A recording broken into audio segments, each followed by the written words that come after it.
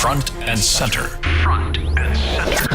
A focus on important and significant developments affecting the lives of Filipinos, not only in the Philippines, but also those living and working around the world. Join us in Front and Center. Front and Center. Here on Radyo Pilipinas World Service. Good day, welcome to Front and Center, where we focus on developments in the Philippines, legislation that provides policies and directions that strives to promote a better economy for the country, issues that concern the welfare and well-being of every Filipino. All of these and more will be Front and Center. You can watch this program live on our Facebook page. That's Radyo Pilipinas World Service. You can also hear us live on audio streaming at Evox PBS Receiver app. So join us for another edition of Front and Center with your host, Jerome Toledo. Front and Center. Front and Center. Here on Radyo Pilipinas World Service. First things first, President Ferdinand R. Marcos Jr. on Monday vowed to implement reforms in the country's transport system and ensure the accountability for recent tragic vehicular accident. In a video message posted on his official Facebook page, the president expressed sympathy to the families of those who died and were injured in the recent tragedies at the Subic-Tarlac Expressway, Toll Plaza, and Ninoy Aquino International Airport Terminal 1. And President Marcos Jr. said he has directed Department of Transportation Secretary Vince Dizon to take immediate and decisive action to identify and hold accountable those responsible. The president also vowed to implement reforms that will better safeguard the lives of commuters and travelers. And among the reforms are a thorough review of the driver licensing system to ensure that only fit, capable, and responsible individuals are allowed on the roads, and a nationwide audit of bus operators to ensure compliance with safety and maintenance standards. The chief executive also directed the Department of Labor and Employment to crack down on unsafe and exploitative practices in the transport sector, which result in driver fatigue and long hours to meet quotas that compromise public safety.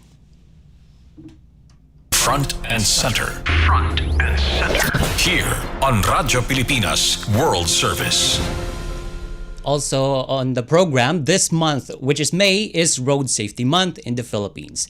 And that's the time designated to raise awareness, promote, and advocate responsible road behavior for the prevention of road crashes. However, we have started this month with a series of road crashes and accidents. As I mentioned earlier, on the first day of this month, a passenger bus figured in a multiple vehicle crash in the Subic-Tarlac Expressway, or SCTEX, which claimed 12 lives and injured several people. Also on Sunday, a vehicle crash at the gate of Terminal 1 of Ninoy Aquino International Airport, which killed 2 people, including a 4-year-old girl. Now, upon these tragic events, the government, through the Department of Transportation, ensures justice will be served for the victims of the recent spate of road crashes that resulted to fatalities, including children, as it promised to fix the broken system to make Filipinos feel safe on the country's road again. So in this regard, we will have one of the stakeholders in the automotive industry as they will give some opinions regarding this issue. And we will have them when Front and Center returns after these messages. This is a public service announcement. Discipline is the key. Umiwas sa aksidente sa daan. Ang pagmamaneho ay may kaakibat na responsibilidad. Hindi basta mapaandar lang ang sasakyan. Kilatisin ang sarili, ang kahandaan sa manibela. Siguruhing inyong konsentrasyon ay hindi magagambala. Importante rin na ating laging isipin, init ng ulo ay huwag pairalin, bagkus kaligtasan ng lahat ang siyang dapat unahin. Isang mahalagang paalala mula sa Presidential Broadcast Service at Radyo Pilipinas, Radyo Publiko, 738. This is a public service announcement. Public service announcement From PBS, Presidential Broadcast Service at Radyo Pilipinas, Radyo Publiko, 738. Hatol ng bayan. Election Quick Facts. Campaign period. Ang opisyal na campaign period para sa mga national candidates ay magsisimula sa February 11, 2025 at mayroon silang 90 days para mangampanya. Samantala, mayroon namang 45 days para mangampanya ang mga tumatakbo para sa local positions at magsisimula ito sa March 29, 2025. Ang campaign period ay matatapos sa May 10, 2025. Hatol ng bayan. Election Quick Facts. Paliwanag mo sa tao na hindi totoo yan.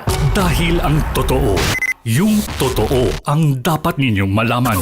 Nagkalat sa internet ang fake news Ang o ginagawa mali ng at fake news, tinatapon niyo yung tao. What they are doing is creating panic. We say no. Yung pagkalat ng fake news. And some of it's dangerous. Sana iwasan po natin pag-spread ng fake news. At di magpapakalat ng disinformation at misinformation ang kasulukuyang administrasyon. Stop telling us fake news because you're wrong. Para sa totoo at mapagkakatiwalaang mga balita at impormasyon, Radyo Pilipinas. Stop and Spot. Paano tayo makasisigurong legit ang impormasyong nababasa natin sa social media? Spot the source. Hindi porke nag-viral, totoo. Kaya laging i-fact check ang impormasyong nakuha at tukuyin kung credible ba ang sources ng mga ito. Spot the purpose. Hindi lahat ng nakapost ay may mabuting hangarin. Ang iba ay may intensyong makapanira lamang. Kung sa inyong palagay ay hindi nakatutulong para sa mas nakararami ang impormasyon, huwag na itong i-share para hindi na magdulot pa ng gulo o pagkalito. Spot the ownership. Legit o edit? I-double check kung totoong nanggaling sa mga legit news providers ang impormasyon dahil baka edited lamang ito ng kung sino para magpakalat ng fake news. I-check muna ang kanilang mga official social media platforms para makasiguro. Spot the time. Updated ka nga ba? O baka outdated na yung balitang na-share mo? Siguraduhin na tingnan mabuti rin ang month, day at year ng impormasyong inyong binabasa upang hindi maging sharer ng mga lumang balita. Let's be part of the solution. We can be warriors against disinformation and misinformation. Maging mapanuri sa lahat ng oras. A message from Presidential Communications Office, Department of Education, Commission on Higher Education, DILG, DSWD, Presidential Broadcast Service at Radyo Pilipinas. Huy, nabiktima ka na ba ng fake news? Sa panahon ng digital media, learn how to spot fake news. Check the source. Kung di legit, dapat magduda. Check the purpose. Informative or troll post at clickbait lang. Check the ownership. Mapagkakatiwalaan ba ang pinagkukuhanan nito? Check the time and date. Baka naman outdated na yung news na yan, ha? SPOT. Together, let's spot fake news. Tiyakin ang katotohanan, fake news ay labanan. A friendly message from PCO, DepEd, CHED, DSWD, DILG, PBS at Radyo Pilipinas. This is a public service announcement. Isang paalala mula sa National Telecommunications Commission, National Capital Region o NTC-NCR. Ang kanilang Oplan Contra Text Scams. Oplan Contra Text Scams. Binabalaan ng publiko na sakaling kayo ay makatanggap ng kakaibang text messages sa mga di kilalang numero o di kaya ay mga text messages na may kahina-hinalang mga link. Huwag pansinin, huwag pindutin, huwag i-click ang link. Huwag i-click ang link. Ipagbigay alam agad sa NTC website ntc.gov.ph o kaya'y sumulat sa kanilang email na contratextcam@gmail.com. Sa mga panahong ito, huwag padaya, maging wais na madla. Makibahagi sa Oplan Contra Text Scam. This is a public service announcement Public service announcement from PBS, Presidential Broadcast Service, and Radyo Pilipinas. Front and center. Front and center. Here on Radyo Pilipinas World Service. Welcome back to Front and Center. So right now, I'm joined by the trustee and chairperson of the Government Liaison Committee of the Automobile Association of the Philippines, or AAP, to talk about the recent tragic crashes happening on our roads. That's Attorney Robbie Consuhi. Attorney Robbie, thank you for joining us in the program. This is Jerome Toledo from Front and Center on Radyo Pilipinas World Service.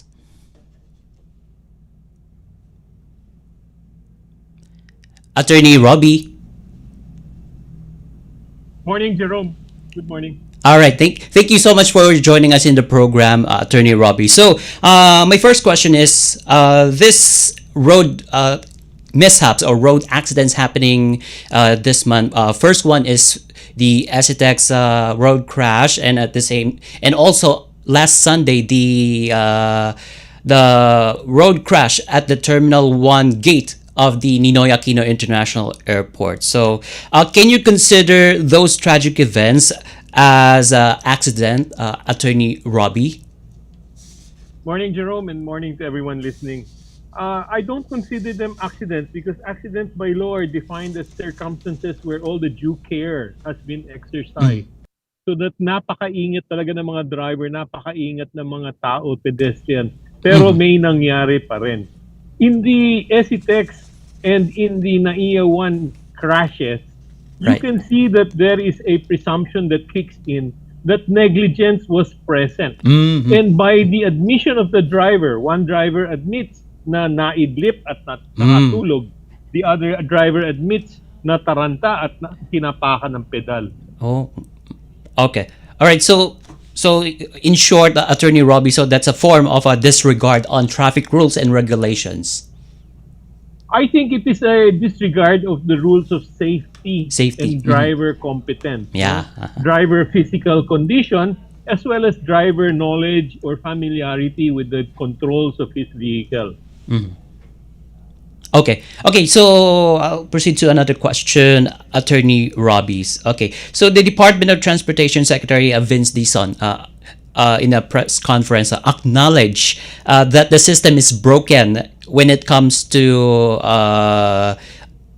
obtaining a license, for example, which is one of the attributing factors to series of road mishaps that claims lives. So how will the AAP work with the government to fix the broken system, as mentioned by Secretary Vince Dizon? The AAP, as your National Auto Club, has always been advocating for road safety.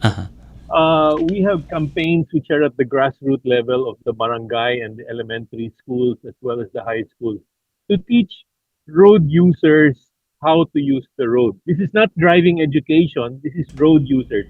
Children as far as the pedestrian lanes are concerned, as well as the barangay officials as far as traffic flow is concerned. But to answer the question, how are we going to help the DOTR and the LTO? We have AAP has always been available to give them any assistance required all the way up to the Federación Internacional Automobile or the FIA. We have enough programs and content. We've always volunteered to help out. However, we have yet to be fully accepted and listened to as an interested group. Okay, so also Attorney Robbie, so included in the reforms that Secretary Dizon mentioned in that press conference the other day is the strict road safety checking in the Philippines. So, in your organization, being the country's biggest and oldest auto club, how do you ensure that that members of this club strictly follow road safety requirements as mandated by our regulators? The membership of AAP is primarily private motor vehicle owners, both four wheels and two wheels.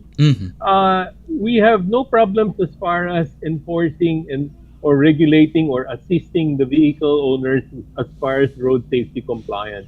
If you look at the typical crash incident, it tends to be in the trucking industry, which is not our membership, in the public utility vehicle industry, which is not our membership, and the motorcycle groups, which is again not a substantial part of our membership.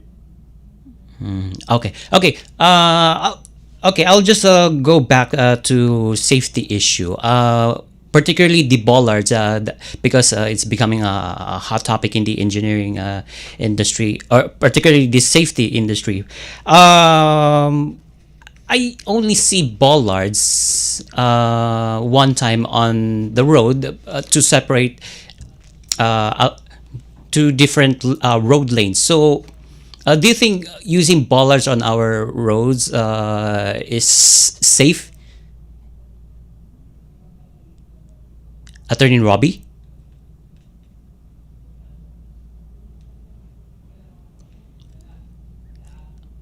All right. While we are establishing the line of Attorney Robbie, so I think we will They have. are. Can Yeah, you hear me? go ahead, please. Sorry. Hi, Jerome. I'm back. Oh, The okay. bollards have a purpose. They are either security devices, they are parking control devices, they control the form of the flow of cars, they delineate the areas of traffic. Yes, they are important. What the curious thing is that MIAA bollards were designed for security purposes. In other words, it was to bar a vehicle from entering onto the pavement of the sidewalk or onto the area of the building itself. And as you're aware, this most of these bollards were installed as security devices due to the threat of vehicle-borne improvised explosive devices, which you've seen in other parts of the world. And it is very disappointing that a security bollard will fail, not from a VVIED, but from an ordinary SUV. Okay. So, what could have been implemented to avoid that, Attorney Robbie? The security experts will tell you that the traffic flow must be regulated if the bollard is going to be in place. In other words, you keep the vehicle speed down so that the level of penetration into the protected area of sidewalk, pedestrian lane, the building itself is already a reduced risk. What my comment is, we must concentrate on the proximate cause of the incident at NAIA 1. The bollard is a mitigating device. While it is equally important as a driver's skill and competence, we must not forget that let's ask what are the steps being done for driver skill and driver competency. That's the first and foremost question we should look at. And then we can look into the traffic mitigating or the risk mitigating factors like the bollard, the seat belts. We can look into other driving aids as mitigating devices as well. But bear in mind, the bollard itself is not the cause for the acceleration of that SUV into the sidewalk of the NAIA Terminal 1. Okay, so meaning to say, it's all human error, and we cannot blame the those bollards that is being The used as a bollards are a mitigating contributing device. factor. I just don't know if we should put the weight of if the bollard was 50-50 with the driver in terms of responsibility, or do we say that the driver's responsibility is 70% and the bollard is 30%? These are things which must be litigated in order to distribute or allocate the expenses to be answered in terms of the damages, both to property as well as the injury and the death. Okay. Okay. Well said, Attorney Robbie. So, okay. So, going now to other issues regarding the road sector. Okay. So, well, on the same press conference that Secretary Vince Dizon attended, well, he said that he will implement the immediate 90-day suspension for abusive and rude motorists. So he said that the driver's license of a rude or abusive motorist will be suspended automatically without investigation or hearing once a proof of the incident caught on video will be presented as part of the government's crackdown against abusive drivers. So what are your thoughts on this? So is there a legal basis on this?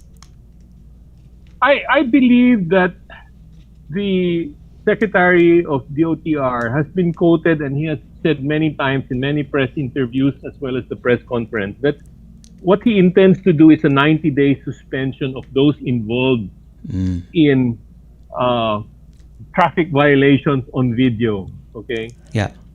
it is a suspension. It is not a revocation. Mm-hmm. What he felt was an automatic mechanism in order to discipline and call attention to your motoring public, which is the driver and the rider. I welcome the move because that is now clearly a move on the DOTR and the LTO to move into enforcement using social media as a basis for evidence gathering.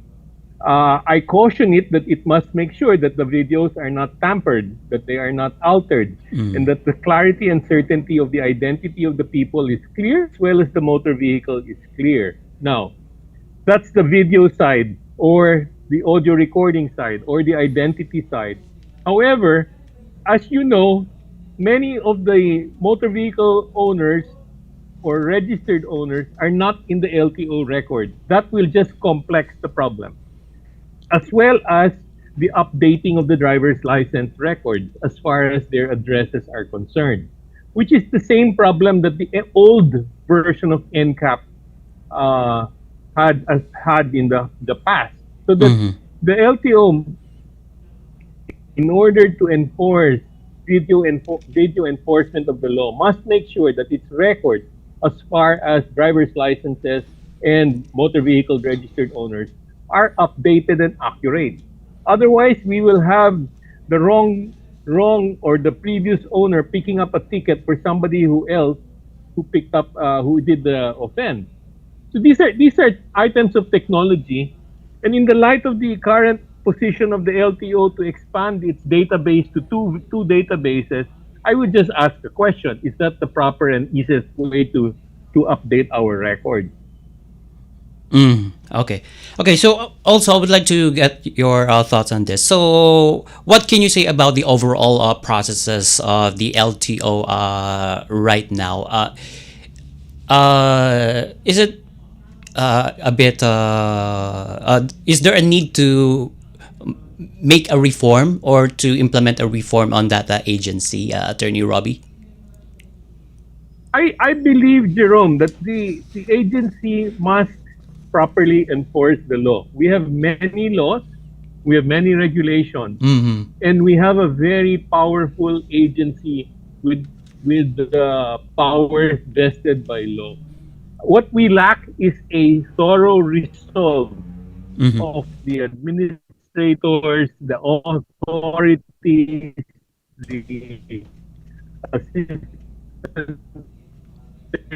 secretary, the chief, the regions enforced properly, consistently, so that we know, the motorists know that with certainty they will get fined, with certainty and fairness they will get a ticket, or they will get suspended, or they will get revoked. Right now, as you know, there are many escape routes or bypass routes for every process at the LTO. I will not expound on that because I think that the general public knows that it's very difficult to deal with them as far as processing any of your applications or registration. All right. Okay. Okay. So also, Attorney Robbie. So Secretary Dizon proposes a mandatory drug test for PEB drivers. Although your organization does not include them, but what is your opinion on this? So, is it good for it? Will it benefit our drivers? I think a random, mandatory but random drug test will work, because if we're going to announce that this afternoon we're going to test all of you, they will all be absent. No? Right. So that a random test Yeah. is necessary if you're going to capture someone. No, I think it should be done regularly. The only issue there is at whose expense. And therefore, according to Secretary Dizon, it should be the expense of the operators, not the drivers. No. So to me, that is a welcome move. But I think the more basic solution to all of this is back to refresher course on driving. It is both a cultural thing that there must be certainty of apprehension, certainty of punishment, and then that they should therefore follow the rules of road safety. Because the common expression for every safety practitioner is going to be that safety cannot be compromised. Mm-hmm. So there is no ifs and buts. There's no watered down version of the rules of safety. Safety must be treated, must treat driving process. Uh-huh. It's like a dance. Every step of the way must be done. Every sign on the road must be followed. Okay. All right. So I'm down to my last two questions since we don't have much time, Attorney Robbie. So Secretary Dizon wanted to address the backlog of license plates, which is still ongoing since 2014. And he poses a challenge to his Assistant Secretary and the LTO Chief, which is Attorney Vigor Mendoza II, to deliver license plates within 72 hours to the owner upon purchase of a new vehicle, regardless if it's a motorcycle or a motor vehicle. So do you see one day, Attorney Robbie, the issues related to delivery of the license plate will be resolved? My understanding is that the backlog problem of the plate numbers is both for the new vehicles and for a gap year of a couple of years ago. Mm-hmm. And as I mentioned,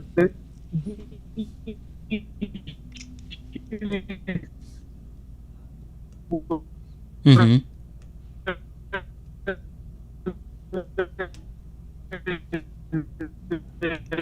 Attorney Robbie.